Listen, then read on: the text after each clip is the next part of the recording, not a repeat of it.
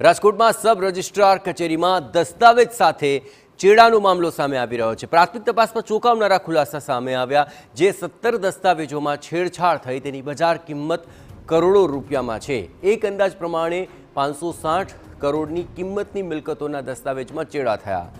રૈયા, મવડી અને રાજકોટ શહેરના સર્વે નંબરની મિલકતોનો તેમાં સમાવેશ થાય છે। આપણે જણાવીએ કે માંડળ ડુંગર સહિતના વિસ્તારોમાં ખેતીની જમીન અને મકાનોનો સમાવેશ કરવામાં આવ્યો છે। સબ રજિસ્ટ્રાર કચેરીમાં દસ્તાવેજોની ચકાસણી પોલીસ કરી શકે છે। આ સમગ્ર મામલે વધુ વિગતે વાત કરવા માટે જોડાઈ રહ્યા છે ટીવીના સંવાદદાતા મોહિત। આખરે સબ રજિસ્ટ્રાર કચેરીમાં દસ્તાવેજ સાથે ચેડાનો આ સમગ્ર મામલો છે, શું કાર્યવાહી હાલ ચાલી રહી છે?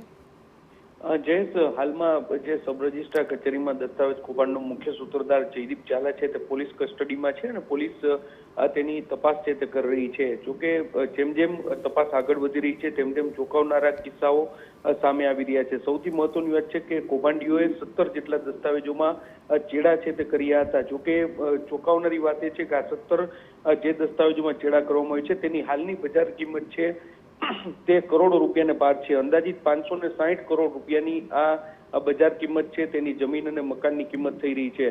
જે દસ્તાવેજોમાં છેડછાડ કરવામાં આવી છે તેમાં મોટાભાગના દસ્તાવેજો છે તે રાજકોટ બહાર એટલે કે NRI ના હોવાનું સામે આવ્યું છે। જેમાં રૈયા, મવડી, રાજકોટ શહેરના સર્વે નંબર તથા માંડા ડુંગર સહિતના વિસ્તારોના જે ખેતીની જમીન અને સાથે સાથે મકાનના દસ્તાવેજોમાં છેડછાડ છે તે કરી હોવાનું સામે આવ્યું છે। હાલમાં પોલીસ આ સમગ્ર મામલે તપાસ કરી રહી છે। આગામી દિવસોમાં સબ રજિસ્ટ્રાર કચેરીમાં જે આરોપીઓ છે તેની પૂછપરછના આધારે કેટલાક દસ્તાવેજો છે તેની ચકાસણી થઈ શકે છે અને આ ઉપરાંત સબ રજિસ્ટ્રાર કચેરીમાં ફરજ બજાવતા જે કર્મચારીઓ છે, અધિકારીઓ છે, તેમની પણ પૂછપરછ થઈ શકે છે। જી આભાર મોહિત, તમામ ગતિવિધિઓ પર આપ નજર રાખતા રહેજો। તો હવે આ સમગ્ર મામલે શું ચોંકાવનારા ખુલાસા સામે આવે છે તે જોવું મહત્વપૂર્ણ બની રહેશે।